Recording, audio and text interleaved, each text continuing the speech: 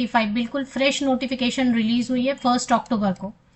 1 अक्टूबर 2025 को नया नोटिफिकेशन जारी हुआ है जिसमें कि सभी राज्य के कैंडिडेट्स अलाउड रहेंगे इस एग्जाम में अपीयर हो सकते हैं। बाहरी राज्य के कैंडिडेट भी अलाउड है, अप्लाई कर सकते हैं बिल्कुल और परीक्षा में एग्जाम में शामिल हो सकते हैं। तो राज्य पात्रता परीक्षा सेट 2025 का जो नोटिफिकेशन रिलीज हुआ है उसमें सब्जेक्ट की लिस्ट आपके सामने है। काफ़ी सारे सब्जेक्ट्स हैं जिसमें कि केमिस्ट्री है, कॉमर्स, रसायन विज्ञान मीन्स केमिस्ट्री कॉमर्स, संगणक विज्ञान एवं अनुप्रयोग means computer science and IT, अपराध शास्त्र मीन्स क्रिमिनोलॉजी, रक्षा और रणनीतिक अध्ययन मतलब डिफेंस के लिए रहेगा। इसके बाद पृथ्वी, वायुमंडलीय, महासागर और गृह विज्ञान means earth, atmospheric, ocean, planetary science बोलते हैं इसको, या अर्थ सिस्टम साइंस पे बहुत लोग अपियर होते हैं ना। इसके बाद इकोनॉमिक्स है, इकोनॉमिक्स के बाद इंग्लिश है, ज्योग्राफी, हिंदी, हिस्ट्री, और इसके बाद फिर यहाँ पे देखिए ये ग्रह विज्ञान है और ये गृह विज्ञान है, दोनों में फर्क है। ये ग्रह विज्ञान है जिसका मतलब हो गया कि प्लानिटरी साइंस, और ये गृह विज्ञान है होम साइंस, ये वाला होम साइंस है।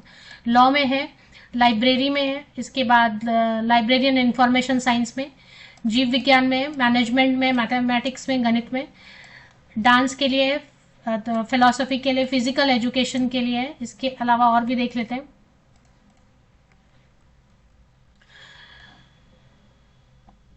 मैथमेटिक्स के बाद dance, philosophy, physical education, physics and chemistry means भौतिक एंड राजनीति विज्ञान, sorry, physics and political science है, फिजिक्स एंड पॉलिटिकल साइंस। इसके बाद फिर साइकोलॉजी है, मनोविज्ञान, मराठी, म्यूजिक, संस्कृत, समाजशास्त्र, और इसमें संस्कृत के लिए भी है जिसमें कि अलग अलग ज्योतिष, प्राच्य, उर्दू, चित्रकला एंड योगा। तो इतनी सारी जो है सब्जेक्ट्स हैं जिनमें कि अब देखें बिना नेट किए भी, बिना पीएचडी, बिना सीएसआईआर नेट, कई बार होता है ना नेट क्वालिफाई नहीं हो पाते, नेशनल लेवल पर नेट एग्जाम होता है। फर्क क्या रहता है नेट और सेट में कि जो साइंस सब्जेक्ट है उसके लिए सीएसआईआर नेट होता है, नेशनल लेवल पर सभी स्टेट, यूनियन टेरिटरी से सीएसआईआर नेट में कैंडिडेट अपीयर होते हैं जो साइंस सब्जेक्ट होता है, और साइंस सब्जेक्ट को छोड़ के जितने भी होते हैं सब्जेक्ट उसमें यूजीसी नेट होता है, ठीक है। तो ये नेशनल लेवल पे एग्जाम होता है, ये थोड़ा टफ हो जाता है, कई बार आप क्वालिफाई नहीं हो पाते, या आप क्वालिफाई होते हैं बट कास्ट कैटेगरी में अगर आप क्वालिफाई हुए तो जिस कास्ट कैटेगरी में आप क्वालिफाई होते हैं उसी में सीट आएगी तभी आप अप्लाई कर पाते हैं, रेस्ट्रिक्शन हो जाती है ना। तो इसके लिए ऐसे में क्या करना चाहिए, शॉर्टकट से भी आप असिस्टेंट प्रोफेसर बन सकते हैं। किसी स्टेट से अगर सेट की नोटिफिकेशन आ रही है, सेट भी बोलते हैं नहीं तो स्लेट भी बोलते हैं। अब जैसे मैं बोलूंगी महाराष्ट्र से सेट स्लेट आता है तो वो जरूर एग्जाम दे दिया करें अगर आसपास रहते हैं आप तो, क्योंकि महाराष्ट्र में इतने कॉलेजेस हैं प्राइवेट और इतनी यूनिवर्सिटीज हैं, बहुत हैं, कि आपको जॉब मिल ही जाएगी वहां का सेट या स्लेट आपने कर लिया तो। इसी तरीके से और भी कई जगह पे जो वैकेंसी ज्यादा आती हैं या आपके आसपास है तो वहां सेट का नोटिफिकेशन असिस्टेंट प्रोफेसर बनने के लिए, लेक्चरर बनने के लिए अगर नोटिफिकेशन आ रही है तो आप जरूर फॉर्म भर दें, अगर पॉसिबल है तो जाके एग्जाम दे दें।